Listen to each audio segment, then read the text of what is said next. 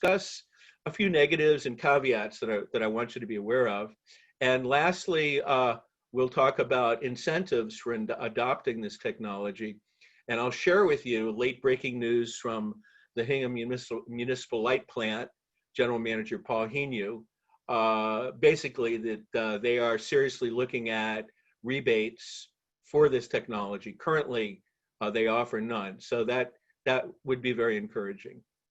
Okay, some caveats and disclaimers. I'm a homeowner. As Ann said, I'm a volunteer. Not a professional HVAC guy. I'm not an engineer. I'm not an energy efficiency expert.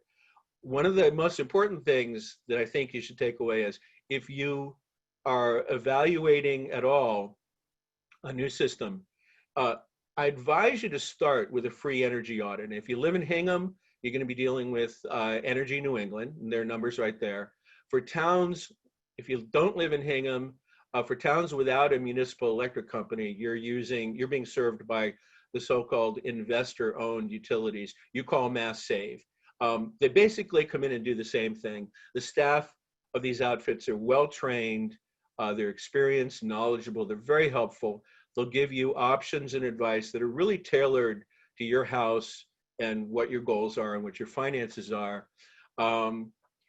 After this evening, you may well conclude that heat pumps may be your best solution. I hope you do. But be sure and get expert, unbiased advice. Keep in mind, contractors are not consultants. They're not your agents. They're in business to sell you something. So just keep that in mind. You'll get a lot of good information from them, but you have to understand who they're working for.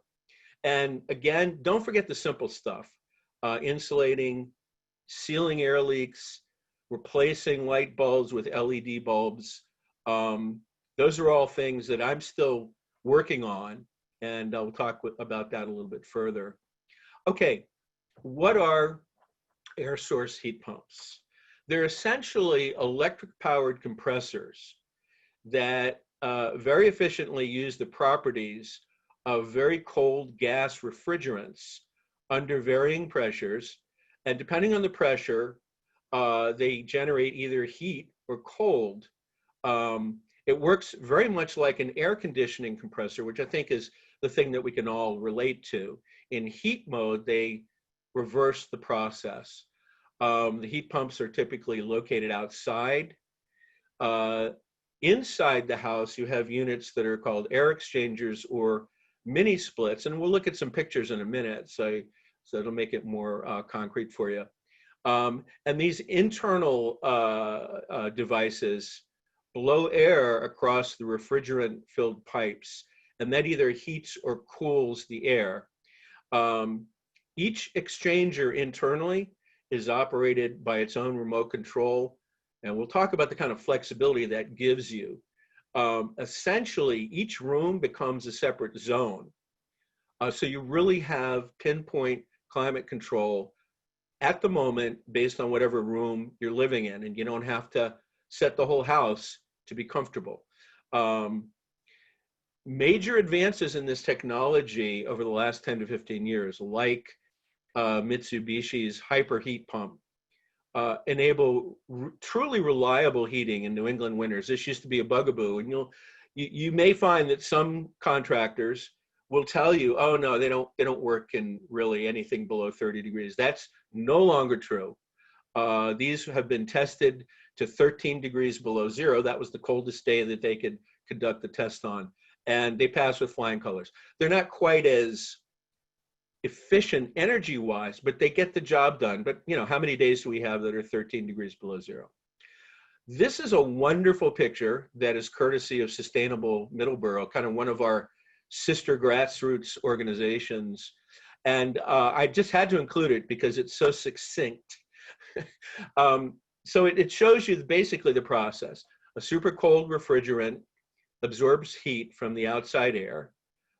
Yes, even in the middle of winter. The compressor compresses the refrigerant and turns it into a hot, high pressure vapor. The mini split, based on the way you've set the controls, calls and says, you know, I'm in heat mode. I want you to send me hot vapor. So it sends it through the refrigerant piping to your internal unit.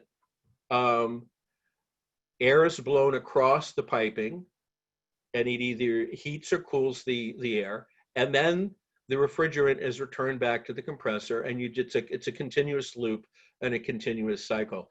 I wish I could explain to you the magic of how this works in terms of the properties of the refrigerants. I just don't have that technical background, but I can assure you that it works. It's kind of like magic. What do they look like? Well, I have two heat pumps. This is the larger of my two heat pumps. It's a 36,000 BTU hyperheat pump. You can see it's tucked nicely in a corner here. It's not really obtrusive. You see Carrier air conditioning units placed outside all the time. They're not really, and you can camouflage it if you want, but they tuck away pretty nicely. This is the smaller one. This one, the larger one, serves 4 rooms. This smaller one serves 3 smaller rooms. So I have 2 heat pumps. This one is 24,000 BTU. This is our living room. And what you see on the wall above the doors here is a wall-mounted mini split unit. They're pretty unobtrusive. They only stick out about 1 foot from the wall. This is our kitchen. And when you don't have enough wall real estate, you have to resort to a floor standing unit. And that's what we had to do here. If you prefer, they have units that you can mount in the ceilings to make them even less obtrusive. This is what it looks like outside.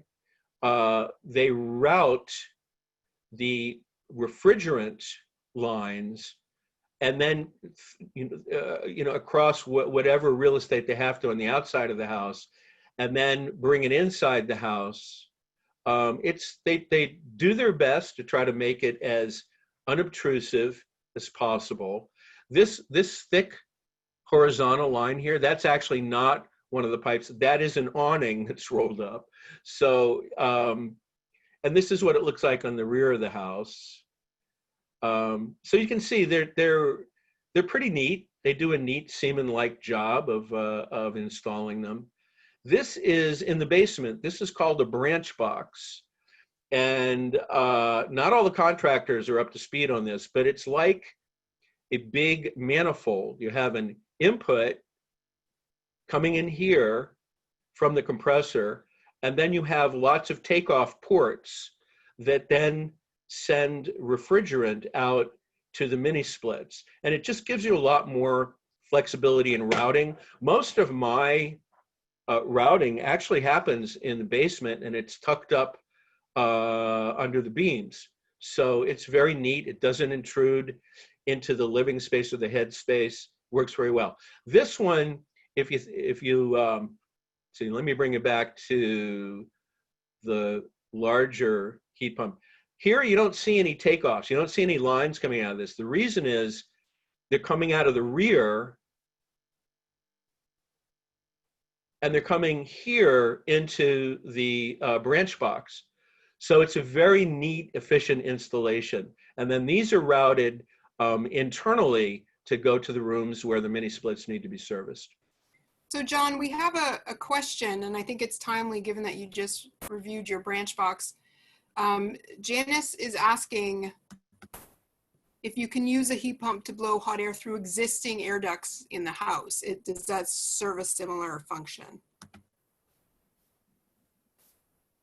I'm not absolutely positive on this, but I think that that's probably not something that you'd want to try to do, because the whole principle is that these mini splits themselves are the air exchangers.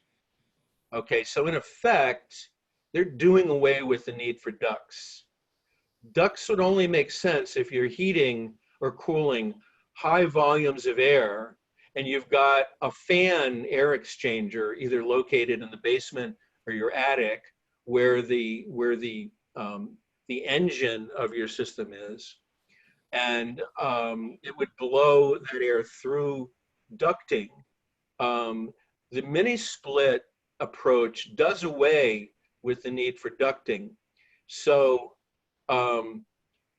this is something that you'd want to talk to a contractor about, and there may be some efficiencies for you. But my initial take on that question is, it's probably not something that is native to the whole design of the heat pump and mini split system. John, Yeah. this is Turner. Yeah. We had the mini splits being run with a geothermal well, Okay. and we were able to put air exchangers in the flow of the ducts. Yeah. And it worked quite well. Yeah. I think it's possible. I'm not familiar with it, so I'm not the best one to answer that question. Again, I think it's a question that's best posed to a contractor, and they would be able to give you a better idea of, because if you've got ducting, then you also have the large air exchanger, which is then blowing air through the ducting. And then the question is, how do you cool and heat the air for that larger air exchanger that's then going to feed all that ducting? And that's kind of beyond my pay grade at this point, but a contractor could give you some advice there. There may be some efficiencies, and as Turner's saying, he has personal experience with that working. I'm familiar, one of my in-laws has a geothermal installation up in Maine, and that's what they have as well. It's a ducted system, but the geothermal is the engine, and it feeds a much larger air exchanger that then blows the air through the ducting. Okay, does that answer the question? Yep, that's good. Thanks, John. Okay, great. I'm not going to take a lot of time complaining to you about what a horrible steam system we had, but we had a gas-fired cast iron steam boiler. It's an old house. It was original to the house when we moved in 33 years ago or so, and it leaves a lot to be desired. And then for cooling, we used multiple window air conditioners, and you can all imagine how wonderful that was. That was a seasonal chore to schlep those in and out. It may be useful for you to get a sense of what kind of house we have. We have an old New England farmhouse built in 1880. It's got about 1,800 square feet, 2 floors, an unfinished basement with the fieldstone foundation and the cedar posts with the bark still on them downstairs.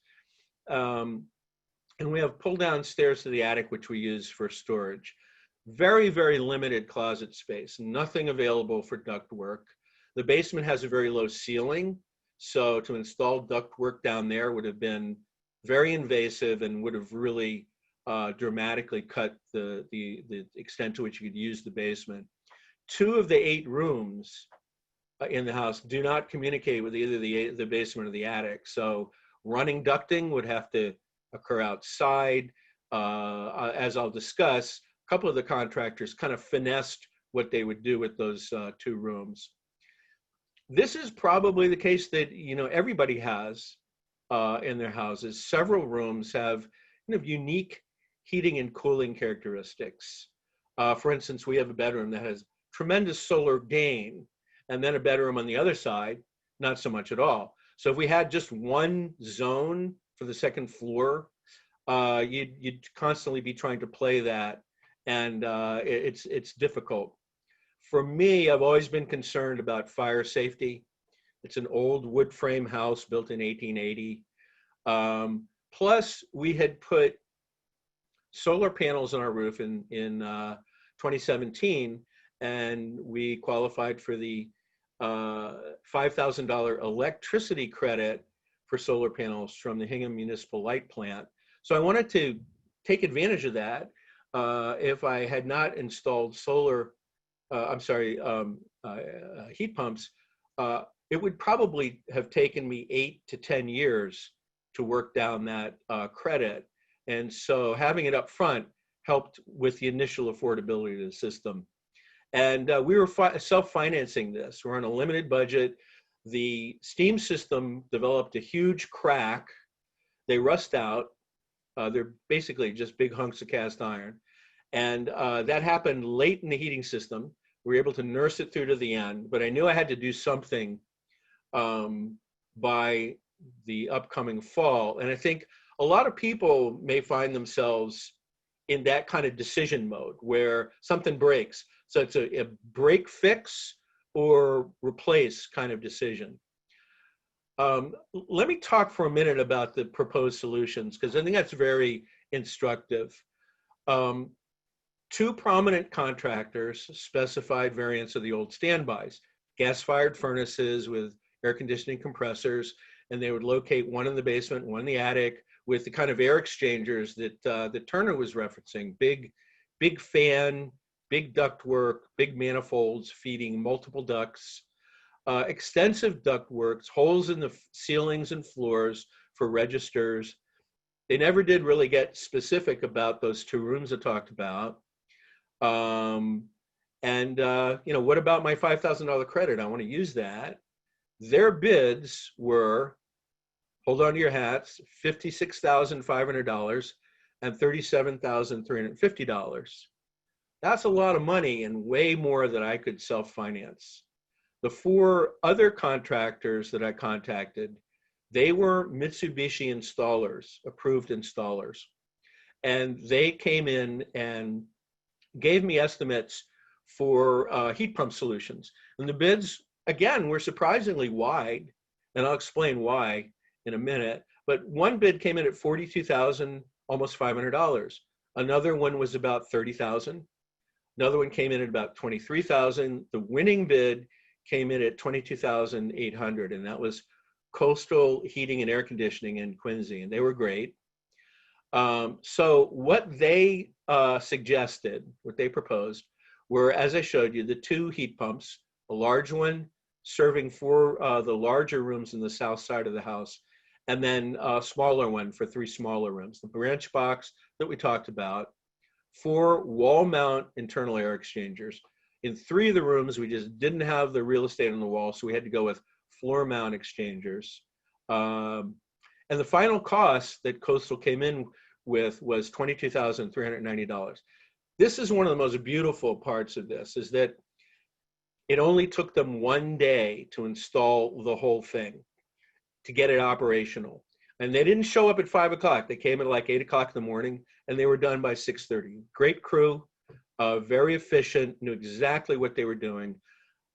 Constantly were conferring with us to get our opinion and approval, to validating what they thought was the least intrusive way to route the refrigerant piping. So there was a couple of other project components. We had some demolition to do. We had to, we wanted to put in a new heat pump, a new water heater, which is kind of a hybrid. It's combination electric and air source heat pump. So the total cost for that was about $6,000. And even adding, and some of the traditional estimates were included solving those problems. But even adding the $6,000 to the lowest bid, it still beat the closest gas-fired bid by almost $9,000. So in terms of cost of purchase and installation, the air source heat pumps won by a mile. This So slide. John, just had a quick question before you move on. Denise was asking if that cost included them taking away the old system. No, the winning bid, okay, which was $22,390, did not include that. And so I made separate arrangements.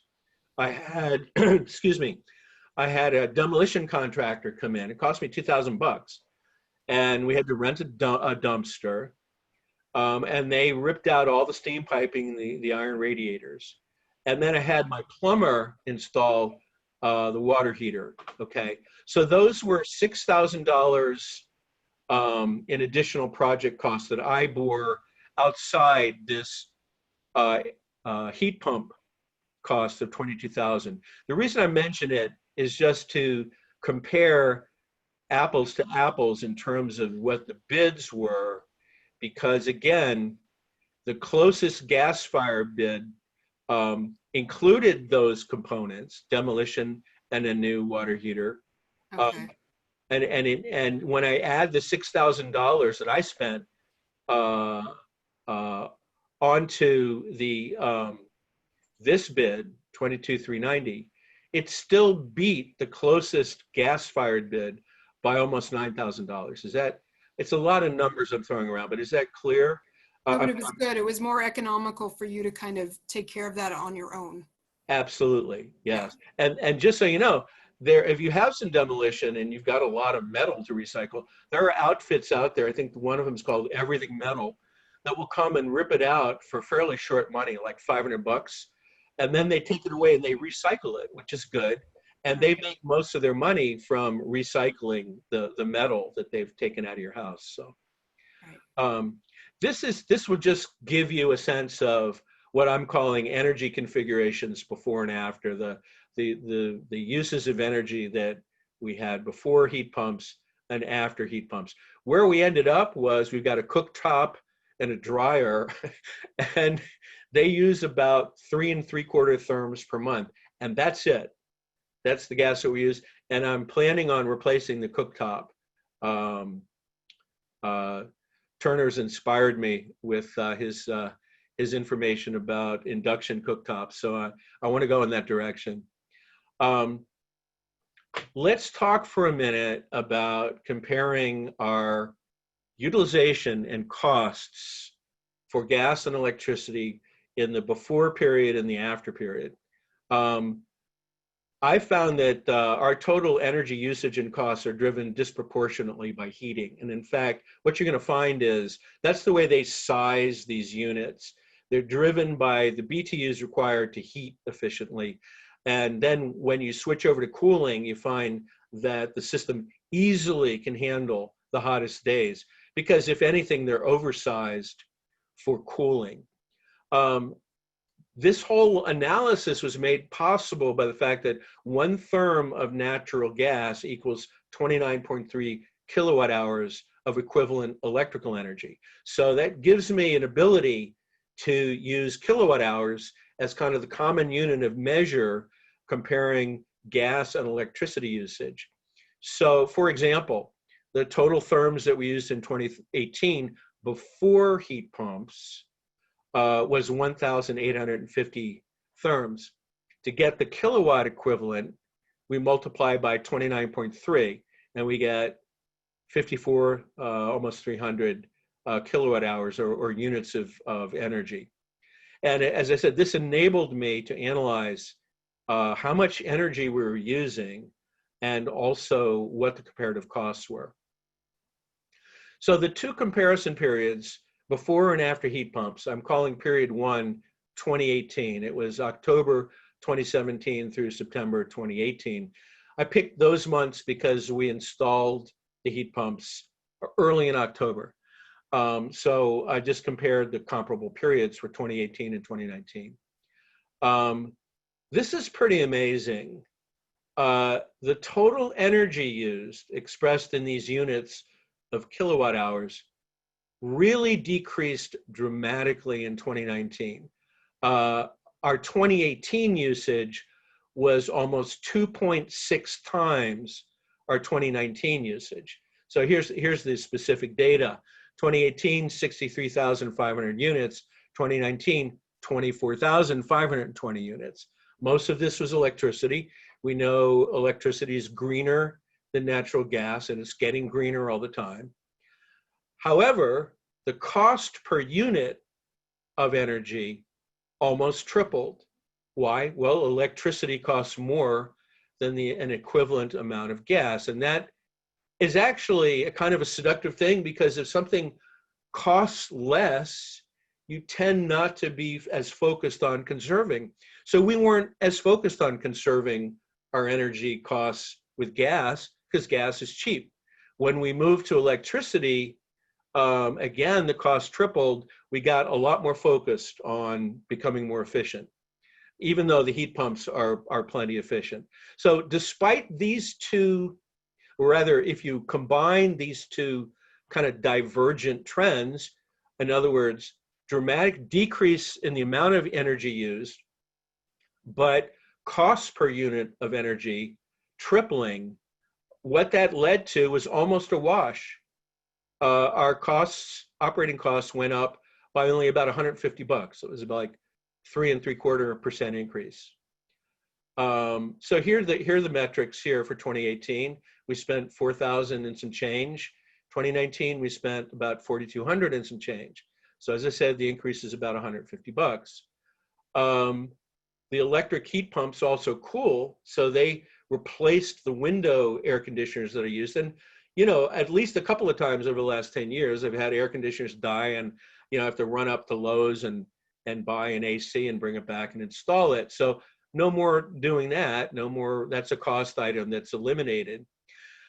Just to make sure that I was not dealing with two widely divergent winters, I did a monthly temperature analysis. I went online, got some historical data, and it showed that the two periods were almost exactly comparable. And especially the winter temperatures of the two comparison periods, what I'm calling 2018 and 2019, entailed almost exactly equivalent heat loads. So it really was a fair comparison of the technology. So here's some of the metrics in this comparison. We reduced our natural gas consumption from about 1,850 therms in 2018 to only 45 therms in 2019. It's kind of funny because I get these love letters from National Grid. You're so efficient compared to your neighbors. What did you do? It's wonderful. You're a climate change saint. You know, of course, they don't realize that I'm not heating my house with gas anymore. We were lucky to have the solar panels. They've definitely helped. But in the analysis, I controlled for the electricity that the solar panels produced, and I valued that at the appropriate retail price that the light plant charges us. And I sort of had to figure out their solar bill in order to do that, but that's another story. There are really too many variables at play. Houses are very different. Your living patterns are different to calculate what I could recommend to you or present to you as a return on investment or a payback period. I didn't really have any choice. I had to do something.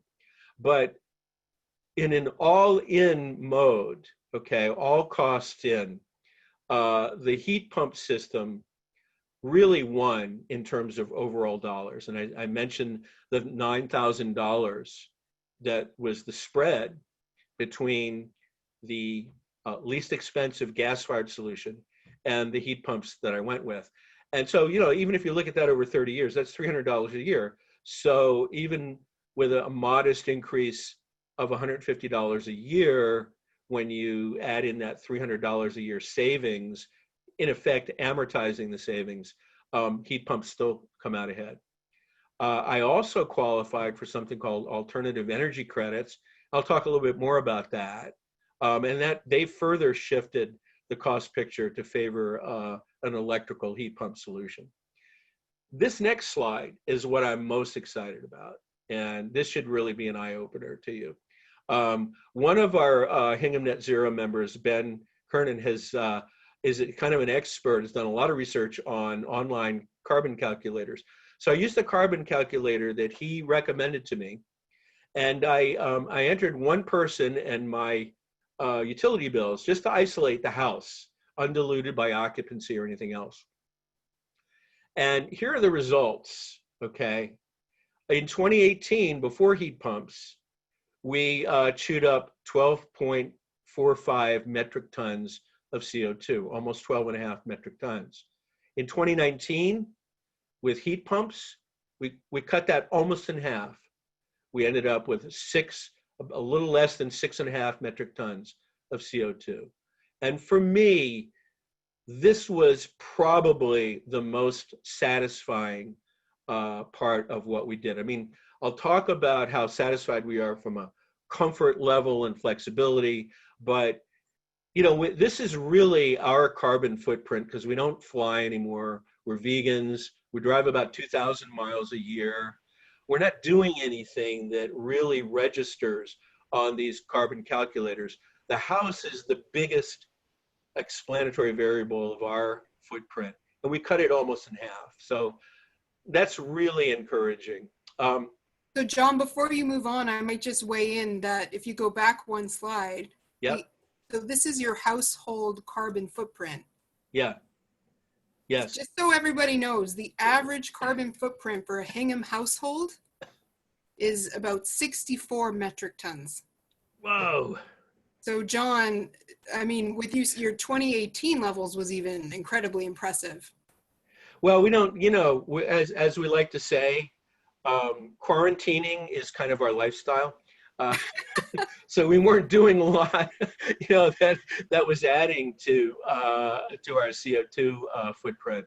And we do some other things, but it was interesting to me that just on the basis of what it took to run the house, to heat and cool the house, Yeah. and run the appliances and lights, we cut our carbon footprint for the house in half, and that's really powerful. And we've talked about how residential energy use is such a huge part of our total footprint, and so if we could get more economies of scale like this, we'd get a lot closer to net zero a lot sooner. So I found it just very eye-opening and really encouraging. It's incredibly impressive. And I'll just mention that we did film a carbon footprint tool webinar that we will be sharing soon. So if you want to see how that tool works and to use it yourself for your household, we will be sharing that soon on our website and Facebook page. So stay tuned for that, because you're right. It's an incredibly useful tool for kind of assessing how different investments can change your footprint. Yeah, it starts with data and awareness, and that gives you a base to begin to make some good decisions.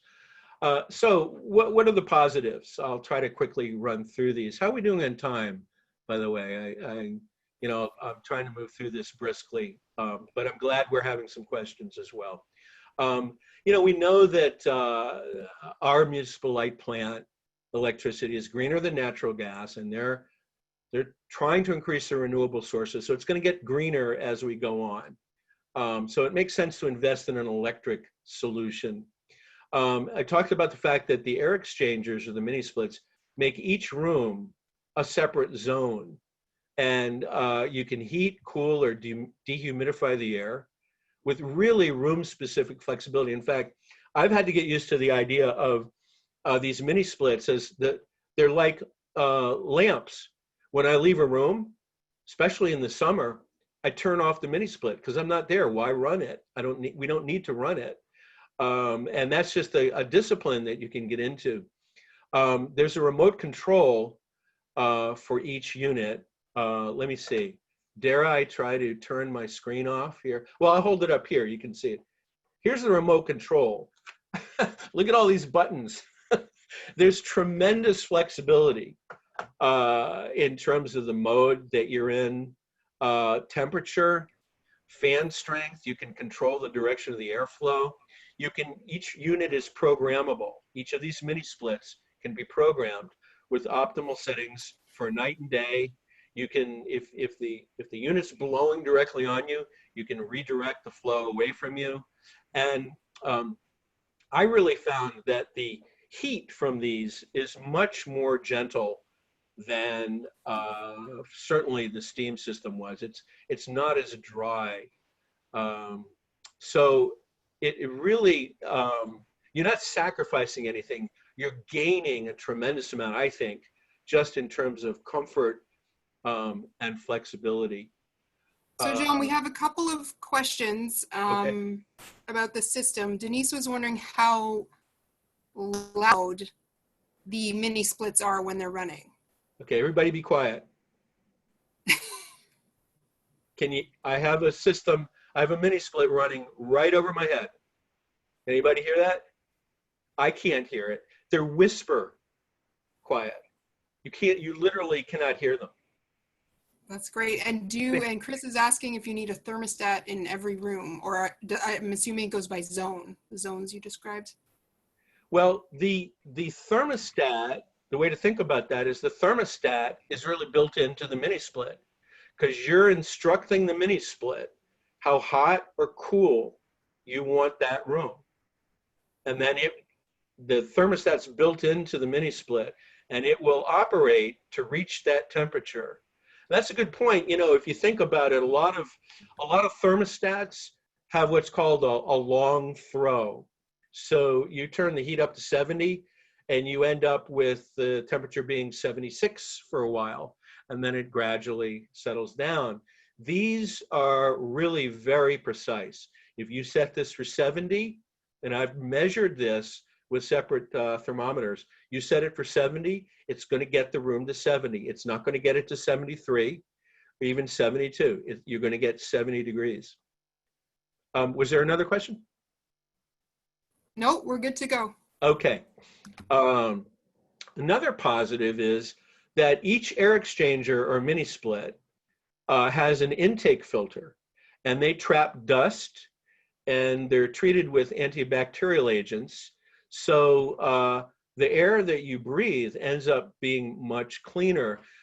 Cleaning the filters is really easy. It's kind of a revelation because I'm surprised constantly about how much dust actually circulates in a house. That's dust that you're not breathing in anymore. That's dust that's been captured in the filter. Talked about a long throw. It's very, you asked, is it quiet? Yep, especially compared to steam. When we had a steam system, it was like we had a team of demented monkeys in the basement banging on the pipes with Stilson wrenches. It's very quiet. Even window air conditioners, if you think about it, older air conditioners, things get loose and the compressors are just chugging away and vibrating. As I said, this is whisper quiet. I talked about the fact that the heat pumps have been tested to 13 degrees below zero. They really work. You're not risking anything. You're not going to freeze. You don't have to be miserable and uncomfortable. If you've traveled in Europe, especially Scandinavia, these are very widely adopted in those areas. Especially, my wife and I took some vacations in Provence. We stayed in Avignon and Nîmes in the old town districts. This is the technology of choice for those historic districts because it's so non-invasive. It doesn't deface the facades of these wonderful old buildings. So it's a tried and true technology that's been tested over many years. No schlepping window air conditioning, no chopping up the house for duct work. The refrigerant lines they're only 1 3/8 inches in diameter, and that includes 2 lines, I think, for refrigerant, and then the wiring that enables the mini split to talk to the compressor. You saw the branch box. Again, what I love is there's no combustion. There's no combustion inside the house. The high amp engines, if you will, are located outdoors. It's a great solution for an older house. And there's a program which is administered by the Mass Clean Energy Center. It's called Mass CEC, which qualifies your system for alternative energy credits. And if it's a whole house system that is a replacement for a fossil fuel fired heating or cooling system, you qualify for these alternative energy credits. This spring, I got a payment of $820. They're auctioned on the open market in a similar fashion to solar renewable energy credits, or SRECs, that some of you may be familiar with. So that again helps with the affordability of the technology. Okay, a few negatives that we discovered. It used to be toasty in our basement, because we had this huge boiler. We had all the exposed steam pipes. So I've got my woodworking shop and some exercise equipment, and we have the laundry down there. Now it takes fortitude to go down and do the laundry. We have to dress warmly. But of course, the reality is that we were wasting all that energy heating a basement, an uninsulated basement. And so again, if things are cheap, you tend to be wasteful. And that was the case. What we found is that it's very important, though, to insulate. And we have an uninsulated crawl space as part of our kitchen. We extended the kitchen out and took an outdoor porch, and the town grandfathered it in, so we were able to expand our kitchen. But I didn't know it at the time. This was like 30 years ago. The contractor failed to insulate that crawl space. So that's very cold. So we have a situation where, you know, the mini split will bring the ambient air temperature in the kitchen to 70 degrees, but it still feels cold to my wife because the floor's cold and she tends to feel cold in her extremities. So that's just something to keep in mind. Some people say that the ideal combination is radiant floor heating, where they have pipes actually in the floor combined with mini splits. But I think with some additional insulation, we'll solve that problem. And that's on my to-do list for my Energy New England energy audit. Just a minor thing, you may have to upgrade your breaker panel because these are high amp, high voltage appliances, 40 to 50 amp, 240 volts. But upgrading a breaker panel is like, you're talking about hundreds of dollars, not thousands. I kind of tease my wife. I say that she's an analog girl in a digital world. And you know, these wonderful remote controls, these are all digital. So you have to sort of learn how to use them. And there's tremendous flexibility, but as we know, flexibility also brings some complexity.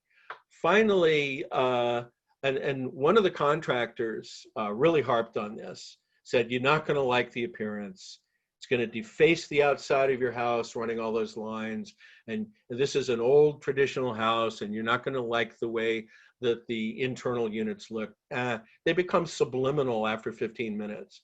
So I think that that's kind of a non-starter as an objection. We don't mind it at all. And my wife is very sensitive. She's an artist. So she's very sensitive to the way things look, and she's fine with this. Just to give you a sense of the process I went through, how are we doing on time? I'll try to move briskly through this. This is something you can really scale yourself. So, and somebody was referred to me several weeks ago. His oil tank broke, developed a leak, and he realized, you know, this is a decision point. You know, I just need to decide whether to stay with oil or do something different. I was able to give him this presentation and basically suggest that he use it as a cookbook to kind of scale a solution for his house. And I'll show you briefly what that entails. I did a square footage map. So this is the second floor. You can calculate BTUs from square footage. You just multiply, I think, by the constant is 30. Yeah. And so this is a spreadsheet that I developed where I entered all the, you know, the length and the width, calculated the square footage, calculated the BTUs, and came up with the total needs for the house. Then I went to an online wholesale place called ecomfort.com. They list all of Mitsubishi's appliances, the mini splits, the heat pumps, and other manufacturers as well, with pricing. And it gives you all the specifics about BTUs, even the line sets I was able to do some estimation of, because that's a cost item too. And it came in about a little less than $14,000. And that was very encouraging. And it was great to be armed with this kind of ballpark data as I interacted with the contractors. Remember, they're in business to make money. Many of them really prefer to bid only on traditional systems. They may get volume incentives from traditional manufacturers. Some of them are even regional wholesalers for traditional manufacturers, gas and oil furnaces. You know, it takes a lot of time and effort to stay current with the evolving technologies. That's why one guy had no idea about the hyper heat pump and that it was efficient down to minus 13 degrees. One of the guys came in and we were chatting, and, you know, at the end he said, well, I really want you to be happy with what I install for you.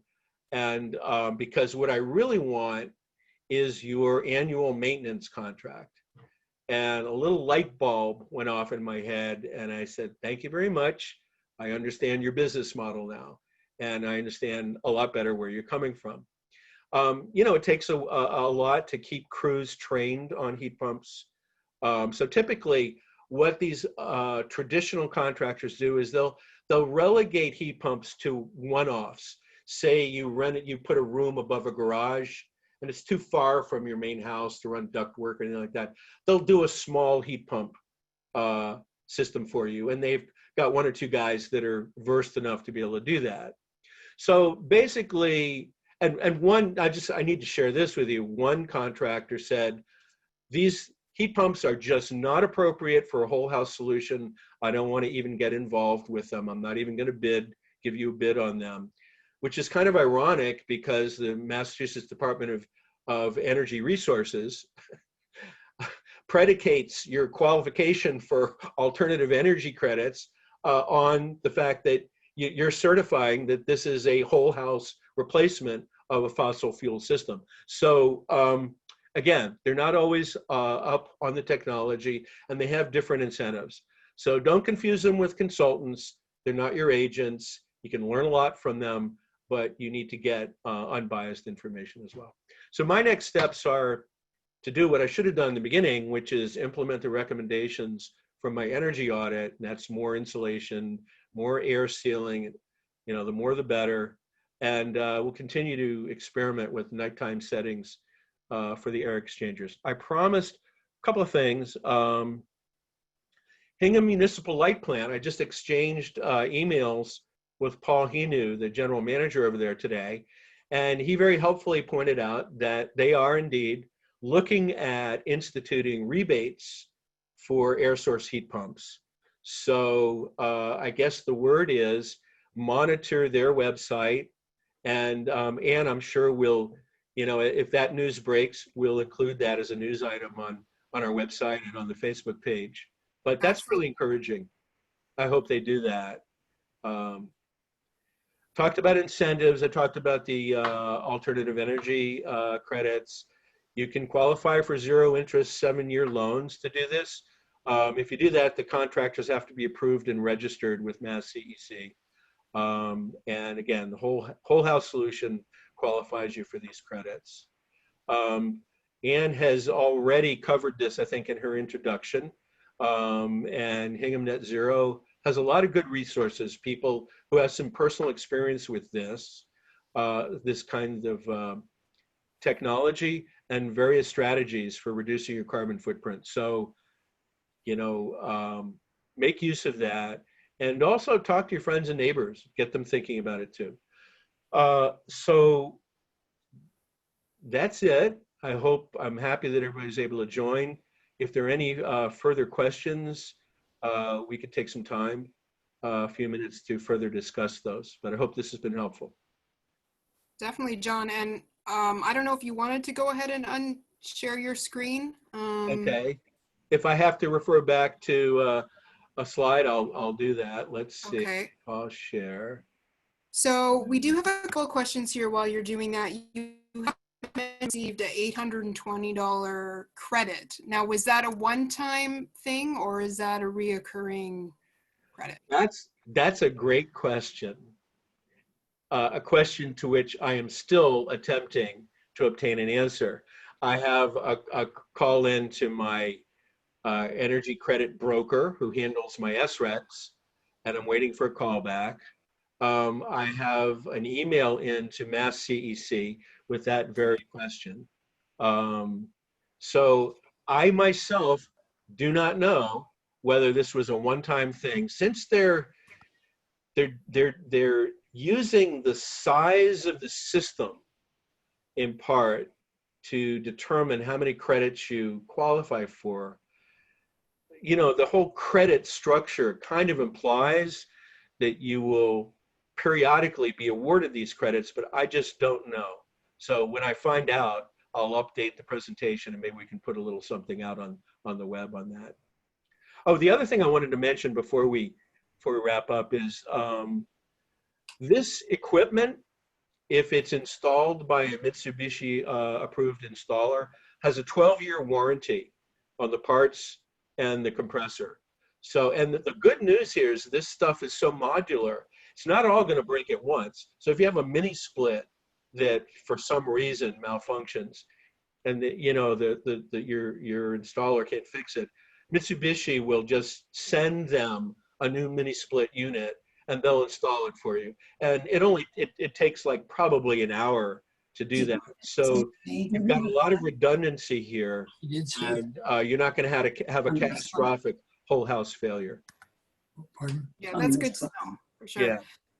So a couple more questions here. Someone is asking about the name of the contractor you use in Quincy. Do you feel comfortable sharing that here? Yep, that's on the slides, and it's Right. it's the contractor is Coastal Heating and Air Conditioning. They're right in Quincy. Just look them up. I think I'm not sure. I don't know whether I included their phone number. The proprietor is his name is Mike Francione. Really nice guy, very responsive. And then the other contractor that was very close, was in a few $100s, was Andrew Sarasoli of Sarasoli Refrigeration. So if you start with those folks, and I would advise you to, again, if you're thinking about using the Mass CEC 7-year interest-free loan, you have to use installers that are registered with them. If you're not going to go with that, then you have Ultimate Freedom. Go to, if you're interested in Mitsubishi, go to the Mitsubishi website, and they'll have a whole long list of installers that do work in this area. So, but I would highly recommend Coastal. They did a great job for us. And tell them John sent you, right? Yeah, absolutely. And I don't get any kickbacks. So You don't get, okay, just so we're clear and transparent, John. yeah, right. So we have another question here from John Leonard. He's asking if each line, in terms of dimensions, are they 1 3/8 of an inch? You want me to Yes. type in the question? No. John, I don't know if you wanted to jump in and ask the question, just so I'm, oh, you're muted, hang on. John Leonard. Unmute, John. John Leonard, are you able to? Okay, yep, yeah, all right. Is each line 1 3/8, or is that the size of both of them together? The return and the send unit? Let me know if, John, if you want me to share my screen again so you can look at the pictures. But if you remember what you looked at, each of those lines looked like it was a fabric covered line. Within that are the refrigerant lines and the wiring, okay, that enables the mini split and the compressor to talk to each other. And that whole bundle, which is encapsulated, is only 1 3/8 inch in diameter. So it's very, they don't have to drill very big holes to route these things. Great, thank you. Okay. Yeah. Yes, it does. Good. So if anyone else has a question, if your camera's on, feel free to wave or send a chat. John, I think I'll ask a quick one myself. Okay. In some rooms you had wall units and some you had floor. When you made that decision on which unit to choose, that was just based on the configuration of the room and what space was more logical? Yes. In our kitchen and in one of the bedrooms, there was just not sufficient wall space to hang a unit. And, or if there was, it would be behind a bed, or, in the kitchen, there was, it's, the ceiling configuration was such and the walls were such that there just was not the ability to place a wall-mounted mini split where it would make sense. It would be tucked in a corner. You know, because you in the kitchen, think about it, you've got most of the wall space is cabinetry, right? Right. So, you know, you don't have often in kitchens, you don't have a lot of wall real estate to hang that. So, but if again, oh, and I'm not sure I mentioned this, so let me mention this now. If you can, you want to maximize your wall-mounted units because I don't fully understand why. Maybe it's a volume-related thing, but the floor mount units cost a lot more than the wall-mounted units. They cost almost twice as much. So if you can set up your house with wall-mounted units, you're going to save. And we tried to do that, but again, with 3 of the rooms, we had to go with the floor mount units. So. Okay, great. Let's see, another quick question here. Can one mini split serve more than one room? That's a great question. Let me answer it this way. We didn't put a mini split unit in our dining room. Okay, so we have our living room, then there's the dining room. These are all kind of in a row, and then we have the kitchen, and we have mini splits in the living room, and we have a mini split in the kitchen. We decided not to put one in the dining room because, like a lot of people, we don't really use the dining room very much. We don't eat there. We eat in the kitchen, and it's kind of a pass-through room, and we don't really live there much, and it's centrally located. So if you leave the doors open, the air circulates, and you achieve an even temperature throughout the rooms just by running the mini splits in the kitchen and the living room. It will warm up the dining room space. And was this something, like when you came up with the plan for your house, did the contractor help you with the configuration of what goes where, or is that something you figured out yourself? Yeah, well, I took an initial cut at it, and that was the spreadsheet that I sort of quickly passed over. You can take a more detailed look at it. And then I reviewed it with the contractor, and we talked about the pros and cons, and he said, look, the other thing is we don't have mini split units in bathrooms. You don't need them. Right. If you leave the doors open, they're going to be comfortable all the time. You don't really, it would be overkill to put units in bathrooms, unless you have a humongous bathroom. Can't leave the door open all the time. Yeah. No, well, not when you're using it, of course. You caught me there. All right. No, you can shut the door when you're using the bathroom. Good. All right, so I'm not seeing any more questions. I did mention you could raise your hand in the participant box. I don't see any unless something I'm missing, and I forgive me if that's the case. And let's talk about a question if people have a process, if people have questions after the fact, if they go home and they think about it and oh, well, gee, I wish I'd asked that. How do you want to handle that? Definitely. So I'm going to kind of go through what we offer as Hingham Net Zero. And before I get to that, I'm just thinking, John, like if you decided to pursue this after you knew you had to make some type of investment. Right. I didn't have a choice. Heating, it would be so nice if contractors proactively would suggest this instead of, my neighbor's friend's uncle told me about it. It would be really nice if more people knew about it and that it was more kind of normalized in our area, but that's exactly what we're trying to do here at Hingham Net Zero is bring these types of technologies to your attention. So taking one more peek at the... Ann? Yes, Brenda. Just add in our option with heat pumps. We didn't decide to replace our oil heat system. We decided to put in heat pumps to cover 3 seasons. So basically we added them. We also had solar panels, so we wanted to use the electric credit that John was referring to.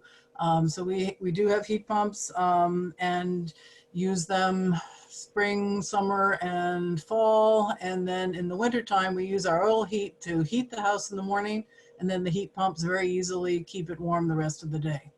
So good point, Brenda. I thank you. I wanted to mention your source. And there's your mini split unit right over your left shoulder right there. Everybody can see. Exactly. Yes. One of the nice aspects of your solution, Brenda, is that it gives you potentially a fallback. Although I don't know what kind of main heating system you use, but you know, if we were very conscious of, well, what would we do if the power went out? We had a winter.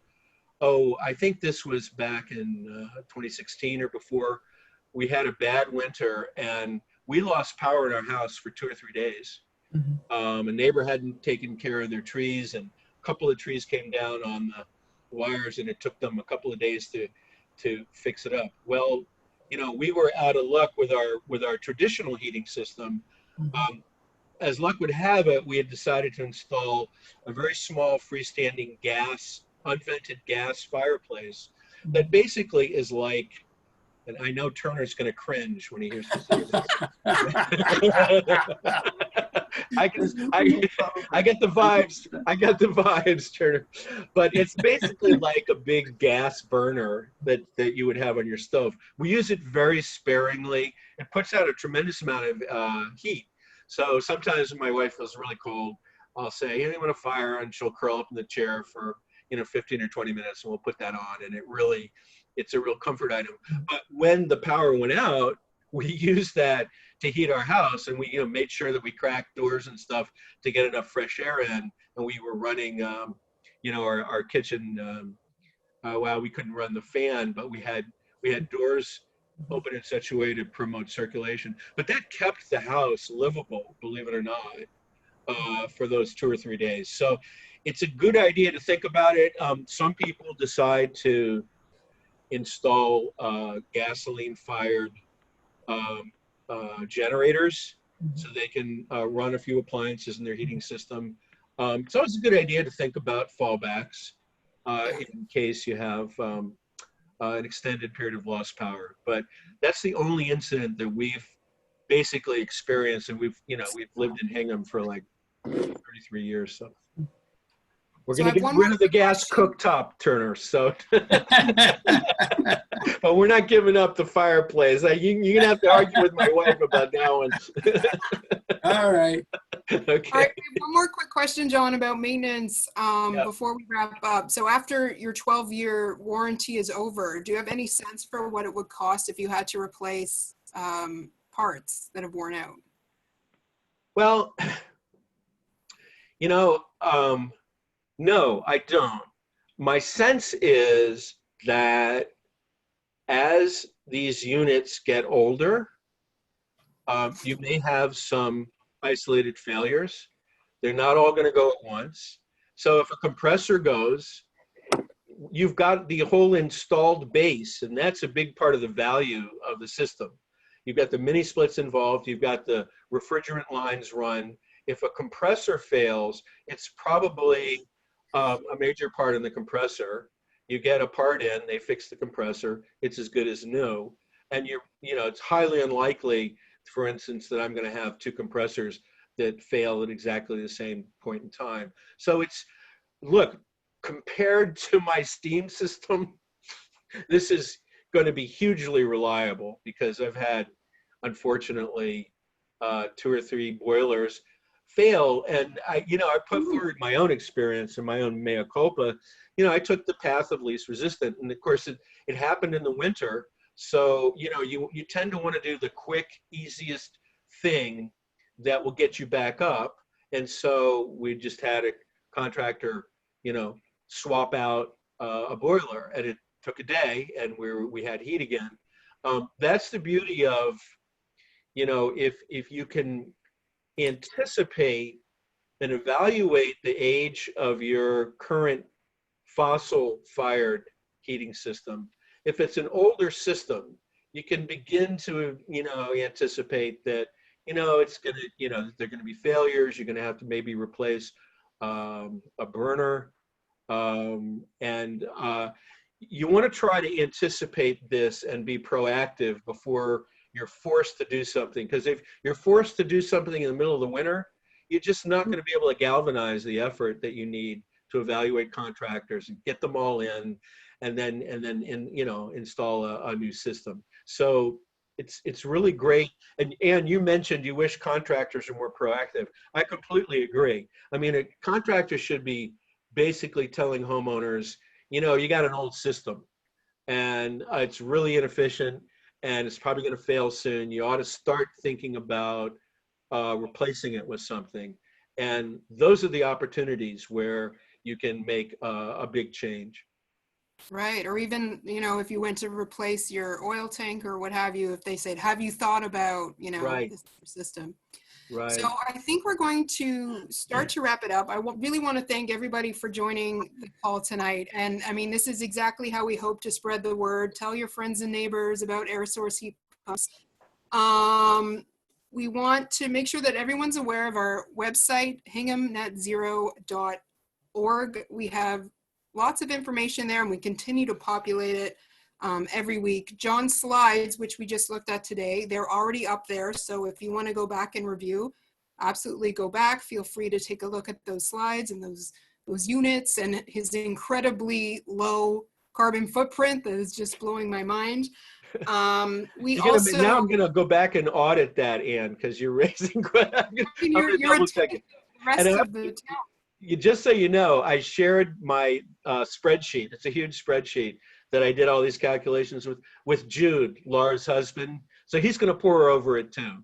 So I'm very, very comfortable that it's correct, and I'm comfortable that I entered the data correctly in the calculator. But yeah, well, I'm sure you're miles ahead of most of us, John, which is why we're so lucky to have you part of our group, one of our founding members of Hingham Net Zero.